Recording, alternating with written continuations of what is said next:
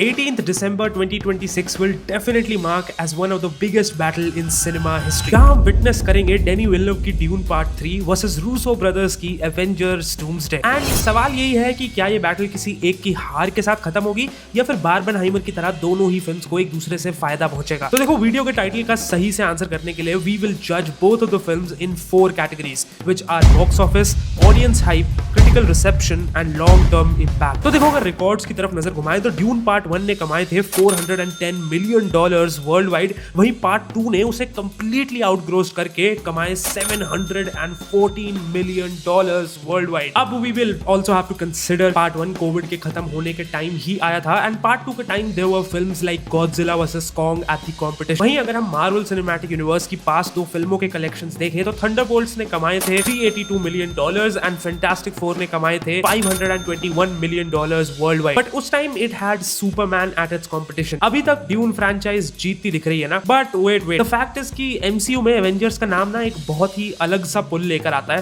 And अगर उससे consider करते हुए अगर हम पास्ट 2 एवेंजर फिल्म्स की कलेक्शन देखें तो भाई गेम पूरा का पूरा बदल जाता है। जहां Avengers Infinity War and Endgame ने मिलकर टोटल $4.8 वाला बिलियंस कमाए थे, which just knocks it out of the park. तो अगर फ्रैंचाइज के नाम पर collection and box office pull देखें तो डेफिनेटली एवेंजर्स को बीट कर पाना ड्यून के लिए एकदम लिटरली इम्पॉसिबल है। So this one definitely goes to Avengers Doomsday. बात करें ऑडियंस हाइप की तो देखो, Dune part 3 have definitely a lot of potential here क्योंकि Denis Villeneuve is one of the biggest director in Hollywood as of now and it's a fact कि Dune part 1 and 2 के बाद इस franchise की एक गुडविल बन चुकी है कि ये तो अच्छी ही होंगी। इट्स ऑल्सो अ फैक्ट कि ये फिल्म फिनाले होने वाली है इस पूरे यूनिवर्स की, जहां डूम्सडे ना तो अपने साथ गुडविल ला रही है और ना ही फिनाले। बट अगर हम इसे दूसरे नजरिए से देखें तो ये भी सच है कि ड्यून की फिल्म को देखने के लिए तुम्हारे पहले 2 पार्ट्स देखना कंपलसरी है एंड इसके वो पार्ट्स जनरल ऑडियंस के प्रति थोड़े स्लो साबित हुए क्योंकि Dune franchise is basically not a family blockbuster material. वहीं Avengers is perfect for that. Infinity and Endgame के बाद वी ऑल नो कि ऑलमोस्ट पूरी दुनिया को इन कैरेक्टर्स के बारे में पता है and Russo brothers have confirmed कि डूम्सडे की स्टोरी एंड गेम के बाद से ही रिज्यूम होगी। इसको कंक्लूड हम इसी चीज से कर सकते हैं कि ड्यून के 2 ट्रेलर यूट्यूब के ऊपर आ चुके हैं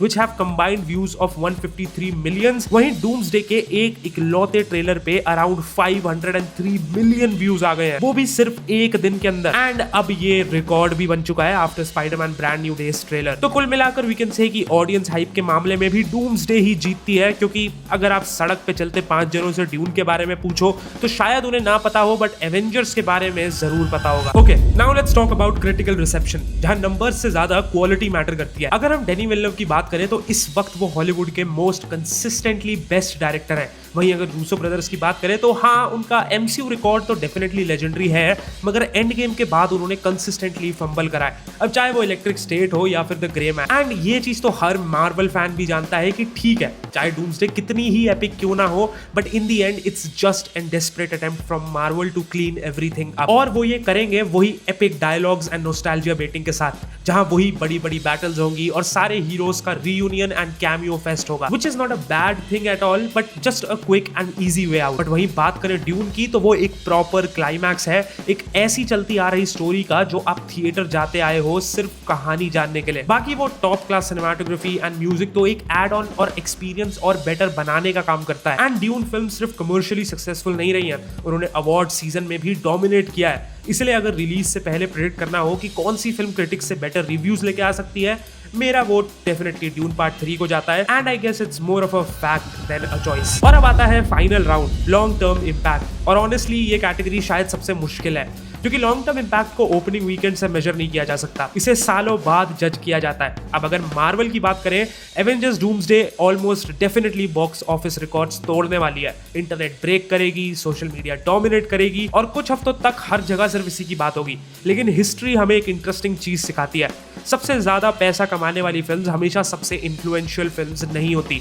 blade runner 2049, mad max fury road, the Shawshank redemption, इनमें से कोई भी अपने वक्त की हाईएस्ट ग्रोसिंग फिल्म नहीं थी, लेकिन आज भी लोग इन्हें फिल्म मेकिंग के बेंचमार्क की तरह देखते हैं। एंड डेनी विल्नव की फिल्म्स भी एग्जैक्टली वही रेपुटेशन बिल्ड कर रही हैं। ड्यून सिर्फ एक ब्लॉकबस्टर फ्रैंचाइज नहीं बनी, उसने मॉडर्न साई-फाई फिल्म मेकिंग को रीडिफाइन किया है। Production design, cinematography, sound design, scale, world building, हर डिपार्टमेंट में ड्यून ऑलरेडी एक रेफरेंस पॉइंट बन चुकी है। और अगर पार्ट 3 भी पार्ट 2 की क्वालिटी को मेंटेन कर लेती है तो काफी चांस चांसेस हैं कि लोग आज से 10 या 20 साल बाद भी ड्यून ट्रिलॉजी को इस जनरेशन की ग्रेटेस्ट साइफाई ट्रिलॉजीज में काउंट करें। वहीं डूम्सडे चाहे वो कितनी भी अच्छी फिल्म क्यों ना हो, उसका बिगेस्ट ऑब्जेक्टिव एमसीयू की स्टोरी को कंक्लूड या कंटिन्यू करना होगा, यानी उसका इंपैक्ट फ्रैंचाइज के कॉन्टेक्स्ट में ज्यादा होगा, जबकि ड्यून का इंपैक्ट फिल्म मेकिंग के कॉन्टेक्स्ट में ज्यादा होगा। इसलिए अगर बात सिर्फ लेगेसी की हो, सिर्फ इन्फ्लुएंस की हो और सिर्फ इसी सवाल की हो कि कौन सी फिल्म को लोग डेकेड्स बाद भी फिल्म मेकिंग क्लासेस में डिस्कस करेंगे, तो ये पॉइंट जाता है डेफिनेटली ड्यून पार्ट 3 को। अब मुझे पता है कि दोनों के बीच में टाई हो चुका है, तो मैं डिसीजन तुम लोगों पर छोड़ता हूँ। कॉमेंट्स में भर दो जिस फिल्म को तुम जिताना चाहते हो, and I will announce the winner in community post after 1 week of this video. But for me, अगर बात करें बॉक्स ऑफिस और हाइप की, तो Doomsday is almost impossible to beat. लेकिन अगर बात करें फिल्म मेकिंग और लेगेसी की, तो dune part 3 has every chance of becoming the film people remember after decades from now. एक मिनट रुको, जाने से पहले मैंने डेनी विल्लेव की सारी फिल्म्स 24 घंटों में देखी थी, तो वो वाली वीडियो यहाँ क्लिक करके देख सकते हो। तब तक के लिए sayonara, and you can always cut to cinema.